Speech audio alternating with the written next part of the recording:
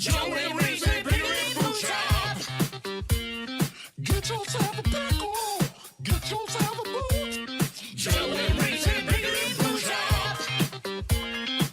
Pickle time is happening. All right, everybody, I'm back with the buzzsaw and the cooter. Ooh. Cougar. Sorry. Joe, before you get started talking, I just want to show you something that I'm very, very proud of. And that is something I ordered off of Temu. Temu? Ligma. It is a... I'm pretty sure it's real gold. It's a necklace. gold chain And that says Ligma. Yeah, you could pick whatever you wanted it to say. And I picked Ligma. And then I got this necklace. It's for your special loved one. But that's me and the gorilla from Casa Bonita. Is that? I'm guessing that's some restaurant near you. Oh man, Casa Bonita is a restaurant in Denver. At one time, and it still may be the world's largest restaurant inside. It's like an amusement park, and they made a South Park episode about it, and it was like really? real famous South Park episode. So then everybody started going to Casa Bonita, really excited. We always called it Casa Don't Eat It because the food was really bad. It was like Mexican food, but it was like really Every bad. now and then, you guys hit one pretty good. The Coloradans. There you go. Like I'm sorry. you and your group of friends, like you nail them pretty good every now and then. Like that's hilarious. I still give you mad props for the album title, "Proof That the Youth Are Revolting." Thank you, sir. That was my idea. That was fantastic. Like that stuff that you guys do every now and then you nail them that make me laugh pretty good. And that was a good one. Casa Don't Eat It. Casa Don't Eat It. It would be like Velveeta, like weird meat, not very good. Well, so that during COVID, it was going to go out of business. It was owned by some restaurant chain and they were losing all their money. And so they're like, well, Casa Bonita's got to go. And so the people in Colorado were just like, no, this is like, it's been there since 1973. It's like a tradition. There's a South Park episode. So there's like a fake cliff and cliff divers jump off of it. And there's like some sort of like, like drama that goes on where a guy in a gorilla suit tries to grab a lady and then a cowboy shoots him. And they go in the water, and there's like Black Bart's cave. You go in this fake cave that sometimes smells like somebody peed in there. You can take. I don't know why this is all hitting me perfect. I mean, pictures. Oh, this is hysterical. You dress up and you like got a sombrero, and there's video games. It's amazing. Like. You don't look too closely in the cracks because you're going to see some stuff that won't sit with you. You probably want to go home and take a shower. But it was going out of business and Trey Parker and Matt Stone saved it. They bought it. And then they spent like $20 million to rehab it, like to make it clean and like as cool as it was when they were kids. And then to upgrade everything. And then they were like, the food sucks, we know it. So they got like world-class like Mexican chefs to come in and plan out the meals. The food apparently is amazing now. Everything is clean. Everybody who works there, like they were like, because you go in like a cafeteria line and pick out your food. So you would like tip your waiter who would bring you drinks. And then you have like a flag you put up and they bring you these sopapillas, which was the only good thing to eat then. Like you'd pour honey in these sopapillas. What's a sopapilla? I've never heard this before. It's a Mexican pastry. It's like a kind of like a turnover or it's like triangular. It's like a scone maybe, but if it was just like a blown up, like kind of like a Boston cream donut with no cream in it and no So chocolate. a donut. Yeah, but kind of. But you put honey in it and it's good. Oh, okay. Okay. And so that was the only thing that was truly edible there. And you'd put up your flag and you got unlimited sopapillas and you had to tip and you didn't know what to tip. So Trey Parker and Matt Stone were like, we're going to pay everybody $25, all these waiters, an hour, $25 an hour and no tipping. And for a bit, people were upset, but I'm sure the waiters are like, oh, that's amazing. You know, like that's really good money and we're not relying on tips anymore. And then I think people accepted it. They're like, then I don't have to figure out what I have to pay.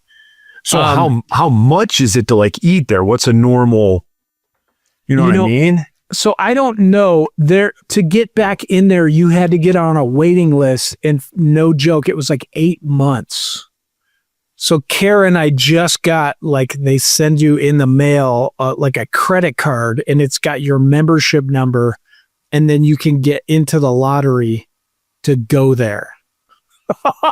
Oh my word. I know, but it's so cool. I mean, it was cool before. So it's not the type. So prior to all this, was it a place where you're like, hey, you guys want to go here tonight? And you would just go? And now you kind of have to plan it out? Yeah. Like a medieval times? Yes, but grosser and cooler.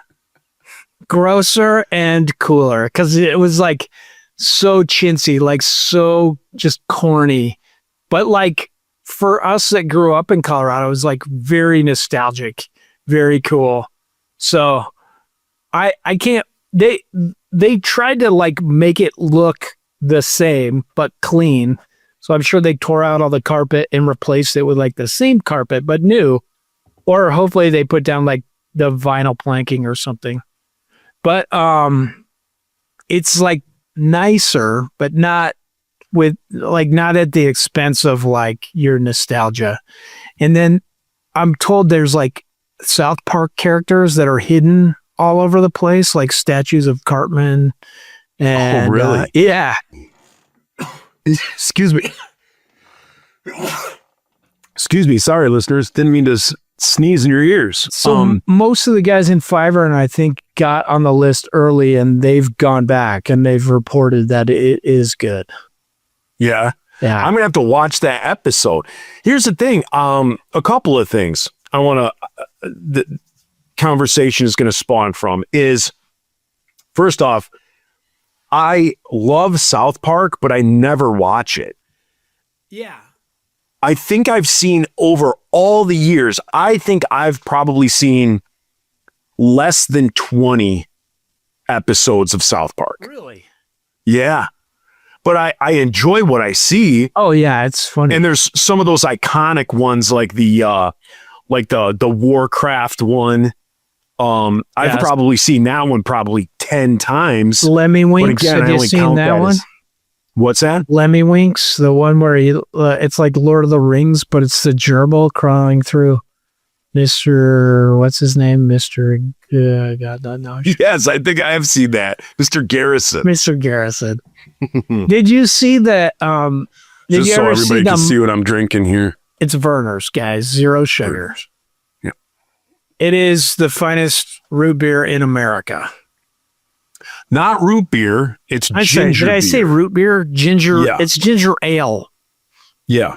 Sorry. It's ginger ale, but it's got a definite more ginger bite than Canada Dry. Yeah, that's why it's better. Yeah. Yes, it is way better. The second thing, spawning conversation from that, in Detroit, you can YouTube the old commercials of it. We used to have a place here in Of Detroit South called... Park. Oh, the place What's you're going to that? talk about. I saw that. I was like, of South Park.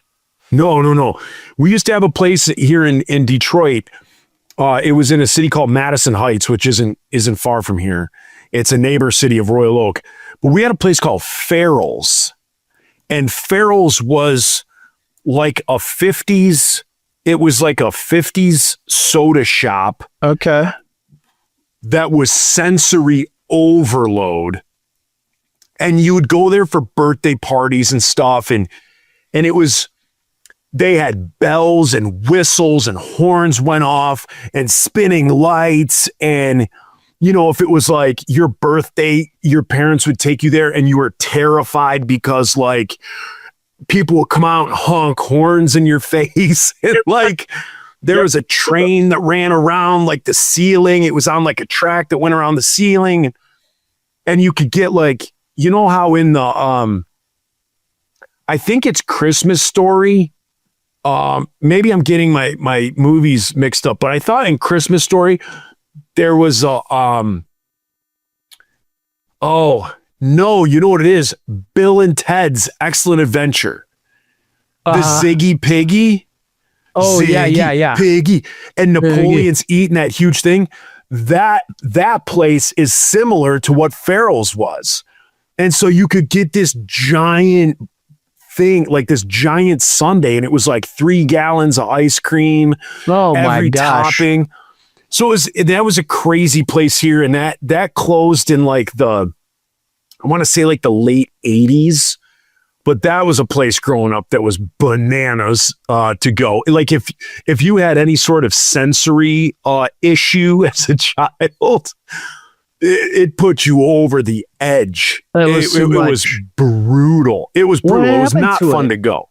Oh, it wasn't It just fun? closed down. Yeah, like whatever. I mean, I guess I was too young to actually know the answer, but yeah, it just closed down, and then it became like an A&W, and that was around for a while, and that closed down, and then it became a Chili's, and it's been a Chili's ever since. But Chili's is good. I'm not gonna dog on Chili's. It's good stuff. You know, it's back to the snobbery of chain restaurants, and you know me, I don't eat at chain restaurants unless I have to.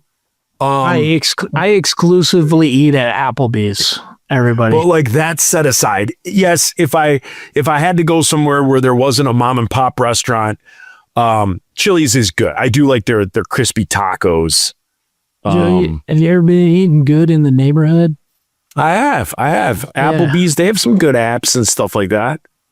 Applebee's, you could go in and basically make a meal out of their apps. What I like about Applebee's is Kara hates it. She thinks it's the most vanilla restaurant that exists, which I disagree with. I think the most vanilla restaurant is the company that owns Applebee's, IHOP. I think you can do worse. But see, we call here in our area, we call IHOPs iShot because there's always shootings at IHOPs. Oh man. IHOPs are horrible. It might as well just be like the meeting place for gang members. It's blue and red. Crips and Bloods can be here. Guys, we're going to be friends. What? They're like, for the month of March, we're having Crip Saturdays and Blood Wednesdays. Get your blueberry pancakes for Bloods, and for Crips, we got strawberry waffles. But yeah, that's what it is. We call it iShot. There's always fights. Oh Lord. It's like our version of the Waffle House. Like we don't have Waffle Houses in Michigan. So the few IHOPs that we have, especially in the Detroit area, it is just off the chains as far as fights, guns, knives, all that stuff. Do people in Michigan like they glorify the Waffle House as they do in California? No, people don't really know. Like, if you're not a traveler, and what I mean by that is like, unless you're not, a lot of people in Michigan travel to Florida. Like they have places in Florida. We have that here too. They have two places they go in their life: the Outer Banks, Florida. Yes. So if you're driving south on I-75, maybe you've at least seen an Waffle House, let alone stop at one. But other than that, most people that if like you're flying to California or you're flying somewhere, you're not stopping it at an Waffle House. So a lot of people around here don't know it. If it shows up on like television or a YouTube video or something, every now and then, every few years, you'll hear somebody like, have you ever been to a Waffle House? I want to go. And you're like, yeah, that's like saying, have you ever had hepatitis? I want to try it. Right. Yeah. However, there is like a point where you're like, I kind of want it. Like, I want that greasiness inside of me. I made the mistake of really hyping it up for my children. Like, okay, guys, I'm going to take you to this cool place. We're going to go. And then I was like, and this is like, you know, when I was going through a divorce, and it was like good dad times. We were like, Waffle House, Waffle House, Waffle House. And the kids chant it. And sometimes I'll start chanting it still to this day in the house. And that means we got to go to Waffle House. And you're going to get the insides of you very greasy. It's going to feel, it's like you're just slicking it up. You're like making a turd roller coaster. See, we have around here, I know we've talked about this before, we have places that are called Coney Islands. And so on every corner in Michigan, in an urban area or a suburb, not rural, but if you're in Detroit proper, in Grand Rapids, in the suburbs of Detroit, there's every city on every corner has what we call a Coney Island. Okay. And it's just like a greasy spoon diner. So if you've ever seen like Seinfeld, the restaurant that they always eat at, we would call a Coney Island. I don't know why we don't have a Coney Island here. The only Coney Island that I'm aware of is one in New York. But for whatever reason, they're called Coney Islands. They're not called diners. They're not called. It's Coney Island. Yeah. So, you know, you're like, oh, that's a family, instead of like a family diner. It's like, oh, that's a family Coney, or that's a Greek Coney Island, or that's an Albanian Coney Island, you know, depending on who. Yeah. Like depending on who owns them and stuff like that. It's got like a particular slant. Like you can get a feta omelet and the Greek one. You can. Oh, absolutely, you can. That's sweet. Yeah, the best are Greek omelets. Yeah, they do the onion, cheese, or onion, tomato, feta, and then the lamb spam that they put in there. It's so good. It's so good. There's this place by me that I go for breakfast. It's called Kenny's Coney Island. Okay, and they have really good hashes, and so you can get a Greek hash, and it's just a bunch of diced potatoes, and then it's got lamb spam in it, and then the feta and the tomato and the onion, and then you put tzatziki sauce on it. Oh yeah, and it's fantastic. That sounds amazing. So that's what we have around here. So like the Waffle House, nobody wants to go to. Yeah, like if one came into town, I don't think people would go to it because everybody kind of has their Coney that they go to. And different Coney specialize in different things. Then obviously from Detroit, we have Coney hot dogs. So like every Coney Island has its kind of take on the Coney hot dog. So okay, like their chili will be different, or they'll use a white onion instead of a Spanish onion, or they'll use Vidalia onion, or they'll use, you know, whatever for their mustards or something like that. So that's what we have here. So we don't really have like Waffle Houses don't work here. Denny's didn't work here.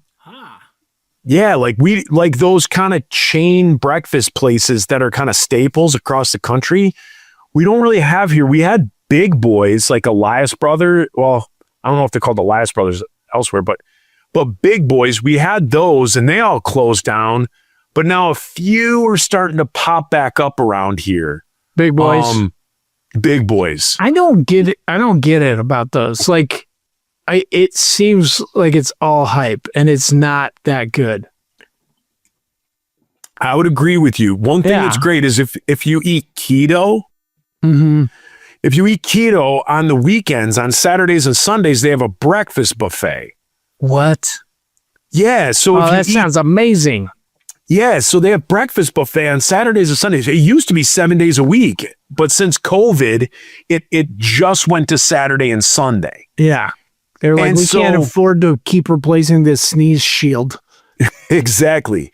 So it's a little pricey. It's like, I think it's $17 for the Oh. breakfast buffet. But I mean, it's all they have scrambled eggs with cheese, scrambled eggs with like cut up like pieces of like kielbasa in it. Then you can get, it's like all the bacon you can eat. So they just have all this bacon, all the sausage links. They have fruit. They have waffles. They have pancakes, hash browns, home fries, Yes. all of that stuff. An And so- insulin pen. Yeah. So like big boys, if you're like keto, as like a treat, you kind of get through your week, and then you can wake up on a Saturday morning or a Sunday morning, you can go and just like load up on like bacon, sausage, and eggs. So that's kind of fun to do, to treat yourself to that maybe like once a month. But yeah, other than that, those kind of restaurants don't, like, Coney Islands are packed for breakfast, but people don't go to them for like dinners. What? Like you wouldn't take your family. You'd go to a Coney You Island wouldn't with a take a date out on a fancy like Yeah. prom. Yeah. Like a Coney, you're like, hey, you and your buddy, you're like, hey, let's go grab breakfast. Or your kids, hey, let's go grab breakfast. Hey, And you hit the Coney Island.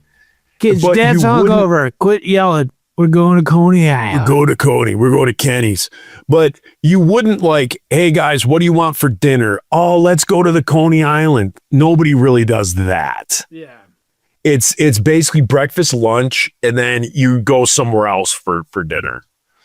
But yeah, I love talking restaurants, and I love hearing about that place. I got to check it out. I got to do like a YouTube video to see if they have like an old school commercial or something Oh, like yeah. that of what it used to be, Or just because look at, that stuff's cool. I think there's like updates on like what Trey Parker and Matt Stone did. It'll be cool. How much are those guys worth? I'd have to drop 20 million on their like a nostalgic restaurant in their home. Do you know that George Clooney is responsible for South Park? Do you know that he was like at some party and those guys were like trying to get picked up by a network. So they were just like passing the tape out to whoever would watch it. Somehow George Clooney got it or met them at this party and was like, this is amazing. I'm bankrolling it. And so he got it, I think on Fox, right? Or Comedy Central. Yeah, I think Comedy Central. He was like one of the very first supporters and I think he produced it. Like Really? money wise. Yeah, yeah. That's crazy. I know. That's crazy. Hey, did we talk about this? Because wondering how much those guys are worth. Did I already ask you this question? Did we talk about millions and billions in time? Did I ask you this question? In time, Yeah, so the I magazine. saw a clip. Heidi showed me this clip. So just to let you guys know, and there's listeners that right now they're hearing this, they know exactly what I'm talking about. They've seen this clip. But to just give you an idea, the difference between a million and a billion, do you know if you have a million seconds, do you know how much time that is? A million seconds is like how much, without using a calculator, just try and guess. It's like 80 years. 11 days. Oh, I'm in 11 days. Yeah. So a million seconds, 1 million seconds equals 11 days. Uh-huh. What's the amount of time of 1 billion seconds? 80 years. 31 years. I was so close, Joe. But isn't that crazy? Isn't that crazy though? Like you it's think crazy. about being a millionaire and a billionaire, and it's like, yeah, I kind of look at it as the distance between me being a millionaire, like with a couple of changes here or there, like maybe I could hit it big and become a millionaire. But then Yeah. you equate it to time. No. I think I've talked about this on the podcast where I just think it is unethical to be a billionaire because like the difference between a million and a billion you know, like if you have $1 million and you spent $1,000 a day, you would blow through it. $1,000 a day. Like, I think probably you and I could do that for a good couple years. And then we'd be like, I don't know what else to buy. You know, you'd be like, I already have this boat and cars and this, and I have this. But at like $1,000 a day, I think you would go through $1 million in 2.5 years. $1 billion. If you spend $1,000 a day, it would take you 238 years. I think it's 238. Yeah, you guys will have to check me on the facts, but like 200 years. Like you could not spend it in 2 lifetimes. Oh, then you gotta spend $2,000 a day. I know, but like think about that. If you're like Jeff Bezos or Elon Musk and you have, you know, like Elon Musk is trying to be the world's first trillionaire. He has over $200 billion. Like it is impossible for him to spend it all. Like everybody dogs on him for buying Twitter. It's nothing to him. Like if Twitter completely failed, it means nothing. Not a thing. Yeah.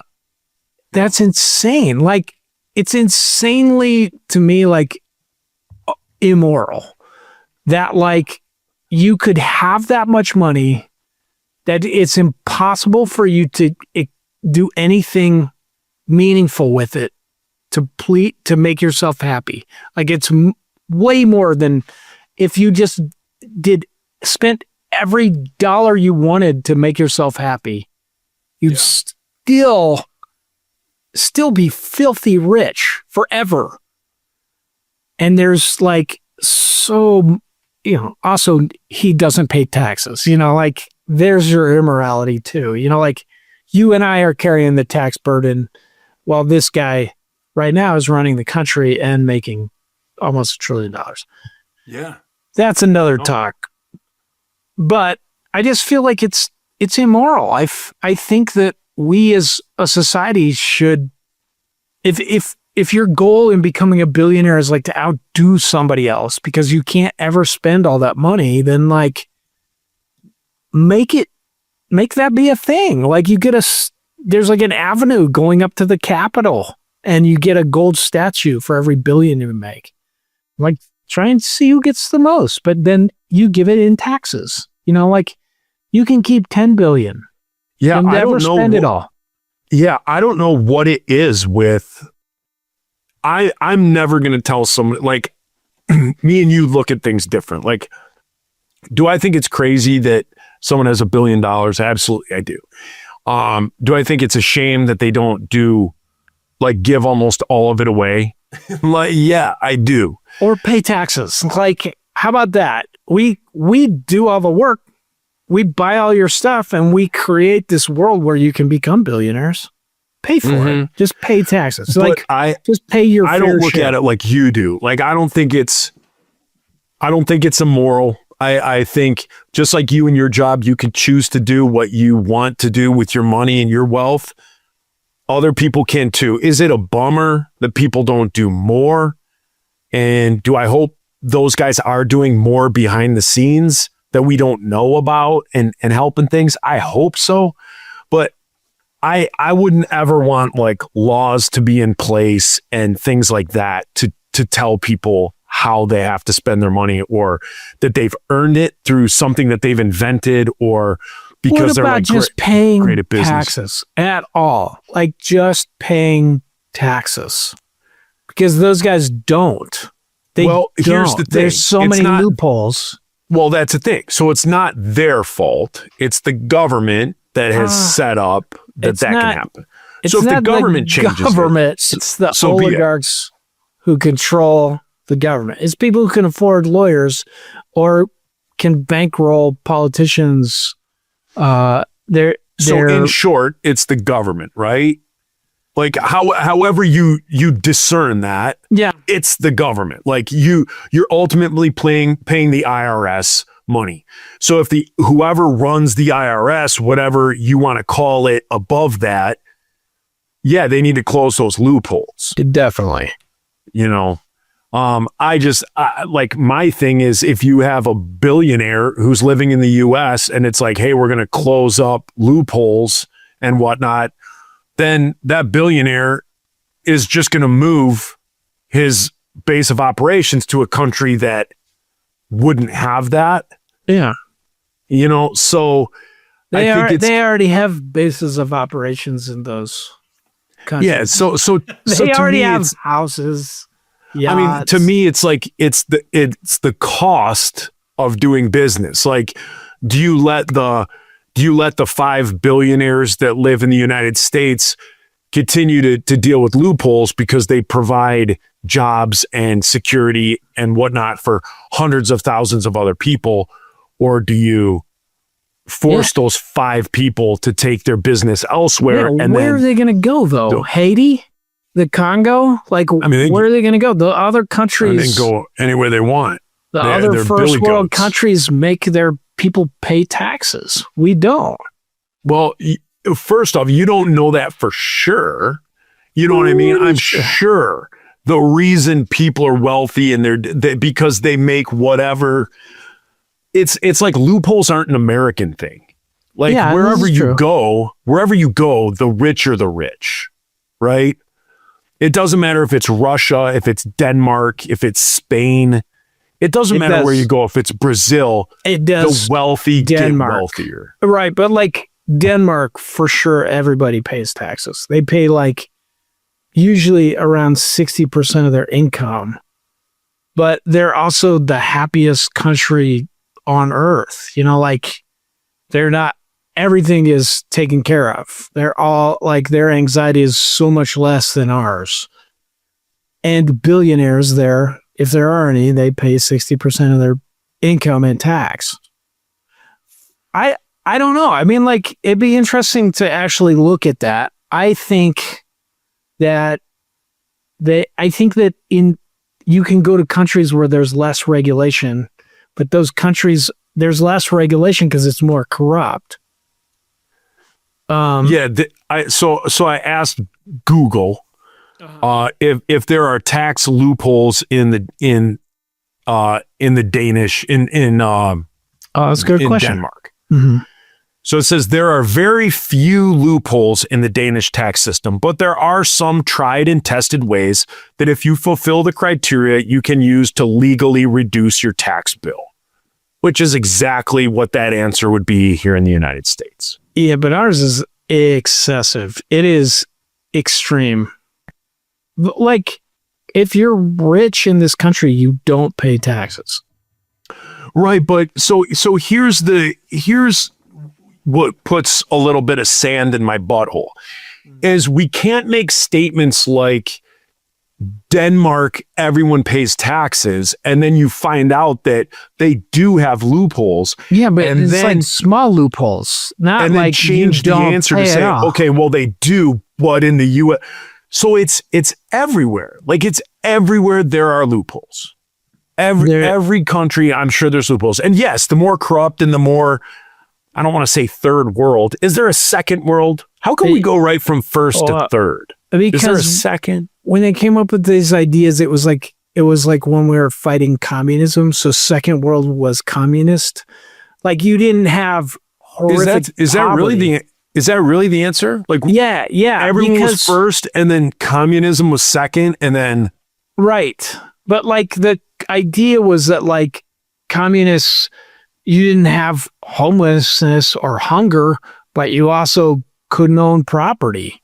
You know, like you didn't have affluence. Everybody got the same. But Reese, you did have homelessness and you did have hunger even in the 90s in Russia with communism.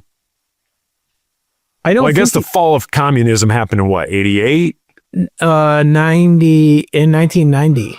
Because don't you remember, like in the news, it was like people were starving in the streets of Russia. The supermarkets were empty. Like all of that. November 9th, 1989 was when the Berlin Wall came down. And then I think there was still this Mr. slow Gorbachev, move. knock down that wall. There was How was that? still very good.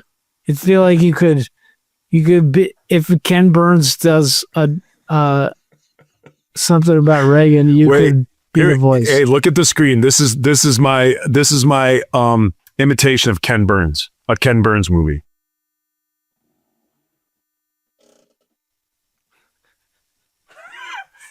Everything starts as a photo like this, and then It moves in. Oh, there's Lincoln. it's like this. Joe Yerke started off as a podcaster on a little podcast called The Pickle and Boot Shop. And then it zooms in. Ken Burns effect. Okay. What are you typing? I can hear you click-clacking on things. Yeah. Okay. So AI says, I said, was there homelessness in the Soviet Union? It says, yes, the Soviet Union had homelessness with some estimates of hundreds of thousands of homeless people. Yeah. So there was a housing shortage. Yeah. So I like the older I get, and I mean, also because my job when it comes to legal affairs, when it comes to the court side of my job, you learn that you cannot speak in definites. You cannot speak in definites because that's smart. You know what I mean? So it's like a lot of times podcast, Joe, and that is how we get viewers. yeah, we speak in definites. We And say then other crazy people- shit, Yeah. and then we get corrected by a pickle Yeah. home companion. But like you're a passionate guy and you're passionate about your politics and where you stand.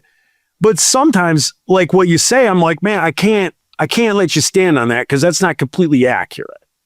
Well, definitely, I feel that the idea behind the Soviet system and like enforced communism is that everybody should have food and a home. Like the whole of the government was working towards it. The idea was. Now there was like rampant corruption. Well, right. So it didn't work. Sure. Yeah. No, it totally didn't work because like as an institution, they like Marxism assumes that people are innately generous and that we want to work together and that we care about each other. Whereas like our economic system, capitalism, is like greed will make people do things. Like that's it. Like, But that's how it is all around the world. It's not our capitalistic system. It's every country. because people are greedy, innately Correct. greedy. And I mean, Correct. like, So- that's part of why so the the Soviet system variable- fell, because they were Right. greedy and people So the- were skimming off the top. It was very corrupt. Right. So what's unfortunate is what ruins whatever collective idea of a nirvana, what ruins it is we the people. And Yeah. so the problem is we the people are in every system. Correct. Now, So then here's something that I want to ask you about. So Mhm. whenever people like my children ask me about like, and when I say children, my kids are 18 and 20 now. So actually just today, Ella and I had like a brief talk about communism.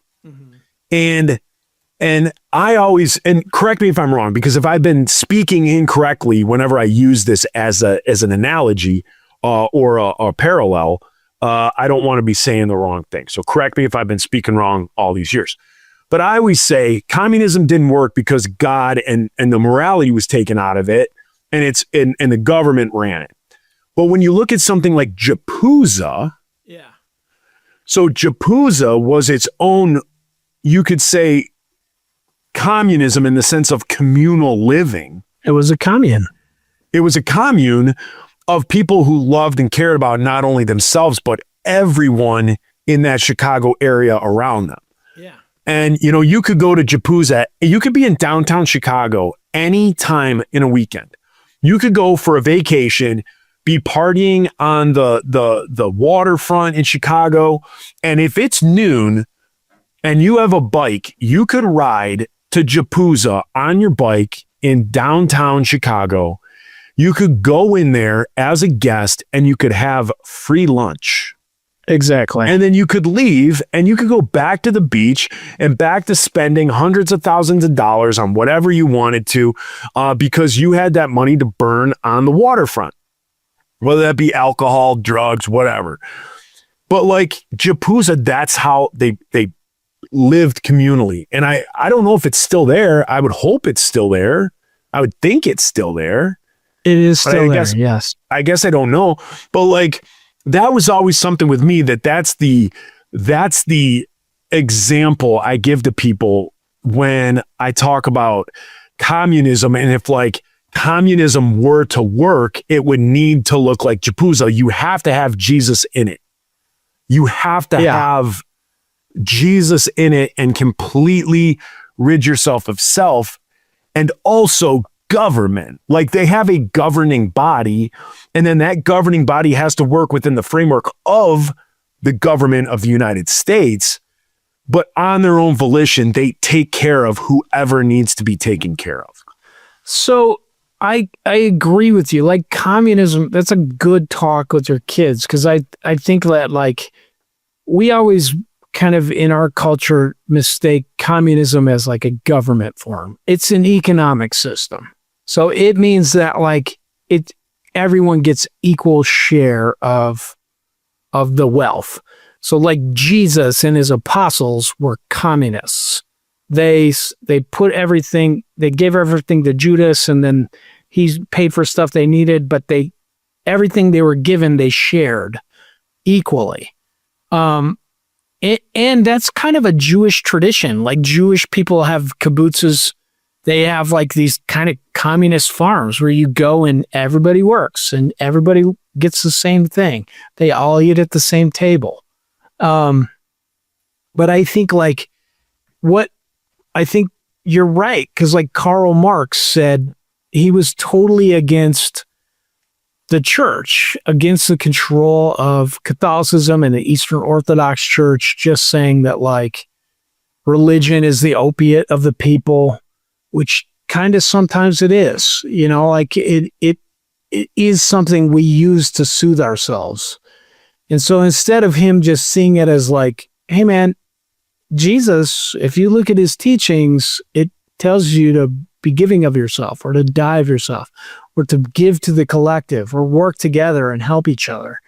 Like that, I mean, had they integrated that into the Soviet system, I think they would have been unstoppable, but their reasoning was like, this is for your fellow man. We're doing this together. This is for the great of the people, and that's fine. And I think a lot of people in the Soviet system, I think people in China still do this, and people probably in North Korea and Cuba, like our last communist, like kind of dictatorships, the people work because they care about their community. They care about their country, not because they're going to get any financial reward, not out of greed.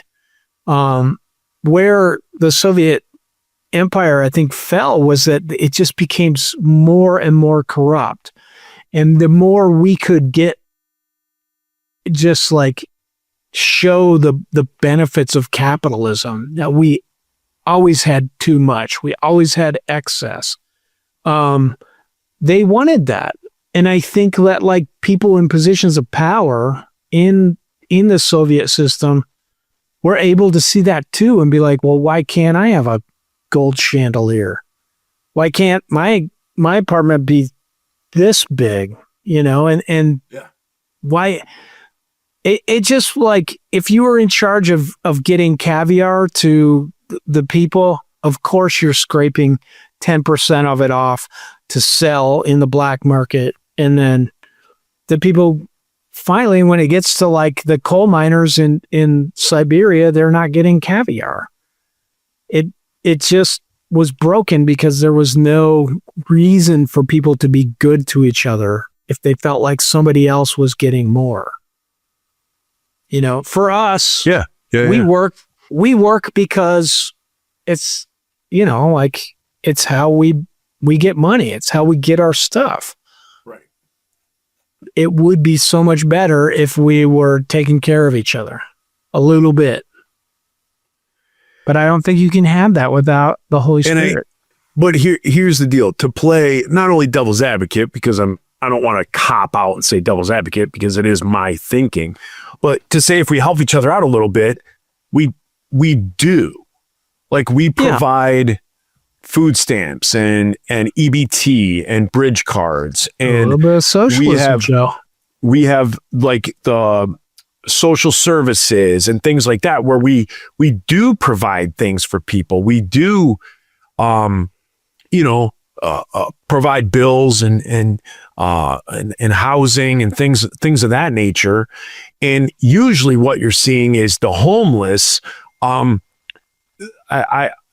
my perspective, from my opinion, from my experience, both working for the Salvation Army and as a roofer, the homeless aren't because they lack they lack the opportunity. They're not homeless because they lack the opportunity to make something of themselves. They're homeless because of addiction or mental illness. Yeah. Which is both of those are social problems. Yeah. Like people don't get addicted because they're like, my life is great. You know what would feel better? Losing all this. Right. What would feel better is just passing out and peeing all over myself. There's a need. There is something that is missing in that person. And again, it's usually a mental problem. It's usually it's a mental health problem. And yeah. So I do think we do stuff for the homeless and for the downtrodden and we do that. Do we do as much as some would like? No, we probably don't. And it goes back to the analogy, give a man a fish or give a man a fishing pole, it's that type of thing. How much are we, if it's your own son or daughter, you're probably just going to keep giving and giving and giving because that's your flesh and blood and you love them. Yeah. But if it's a stranger, you're more apt to give them a fishing pole and teach them how to fish, so you can get them established and up and running. So it is one of those things that I don't think as a nation, as the United States of America, I think we're blessed to live here and have the money that we have, we have the opportunity that we have. And I do think we do help. Are there areas that we could probably improve on? Yeah, probably, but I think we do a dang good job, of doing that stuff. There's areas for me, there's areas like adoption that you have a lot of children out there that would love to be adopted. Yeah. And I'm slightly speaking out of turn because I don't know everything within adoption law and hopefully people can comment or I know my niece was adopted when she was 1 year old and she's 22 now. She was adopted from Russia. My sister adopted her and nothing but a fantastic experience. She's a fantastic young woman and awesome, hilarious and awesome and quirky, and she's fantastic. But I know when my sister was going through that, it's impossible to adopt a kid from the United States if you live in the United States. So there's things like that that I think, we should make better, make easier to let kids in the United States have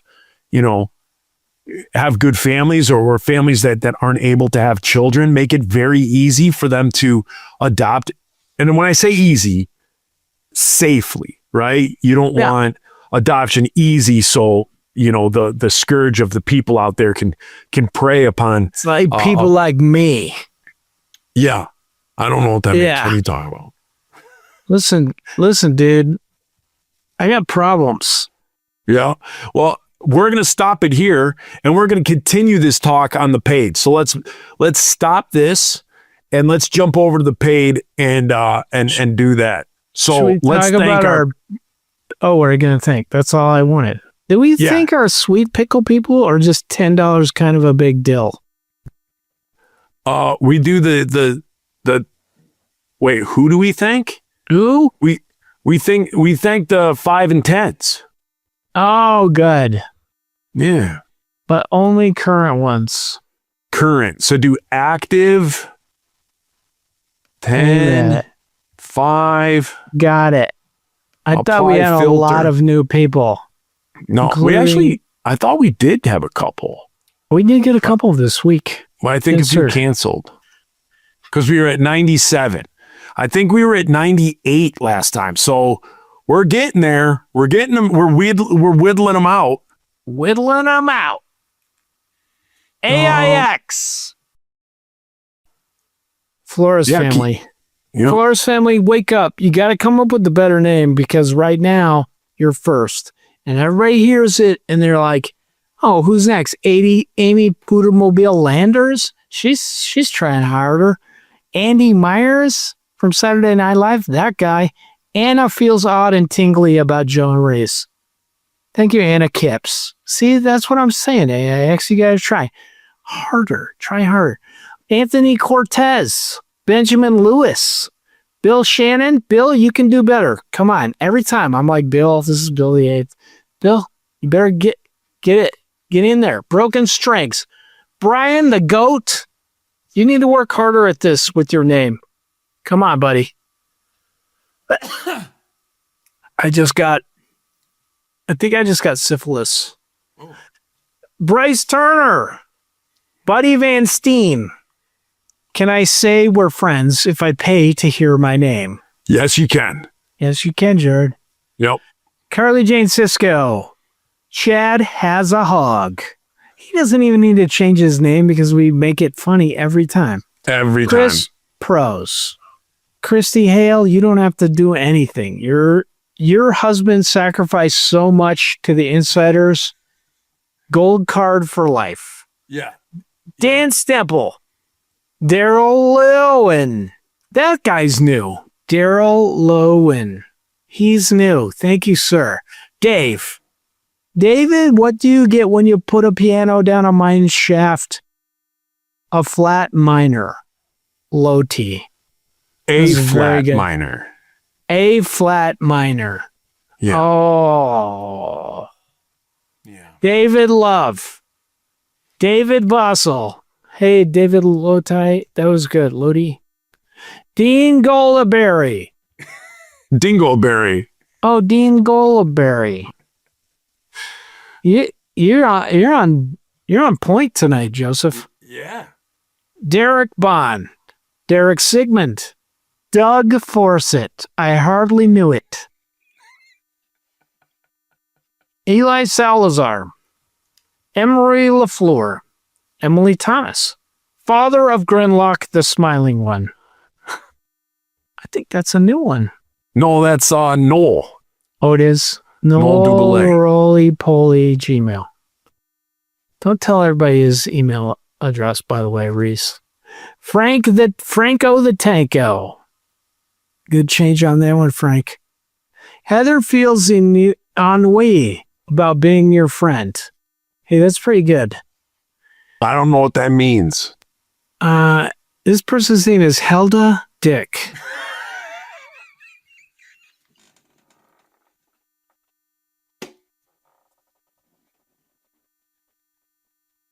It's real good.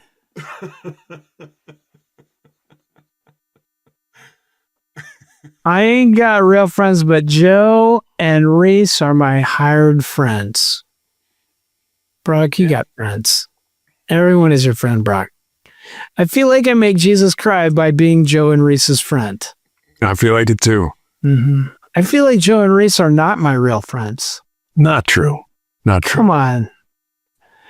I feel moist about being Joe and Reese's friend. All right. All right. Most people don't like the word moist. I love it. I love it. I love it.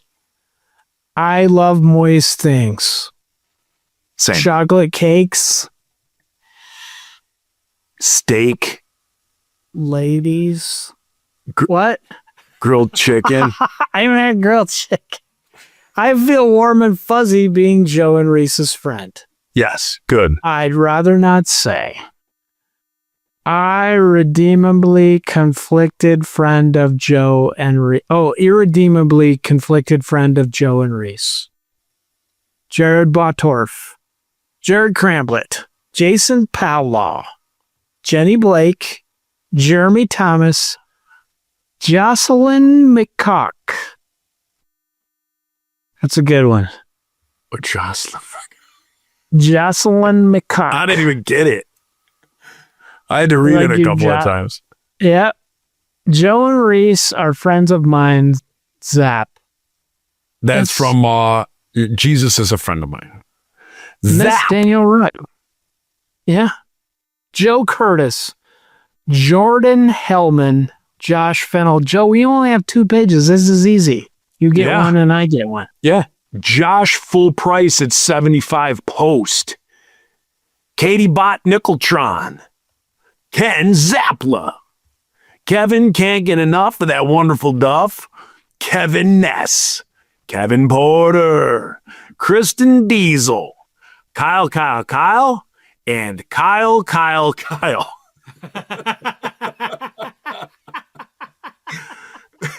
That is awesome. Just think Oh. if next week everyone does Kyle.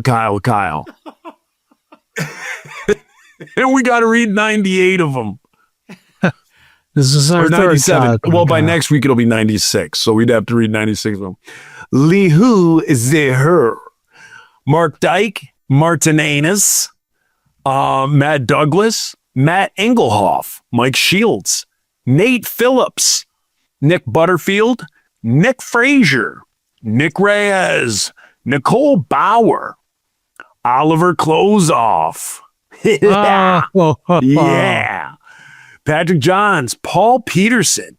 Pete feels ruffled about being Joe and Reese's pal.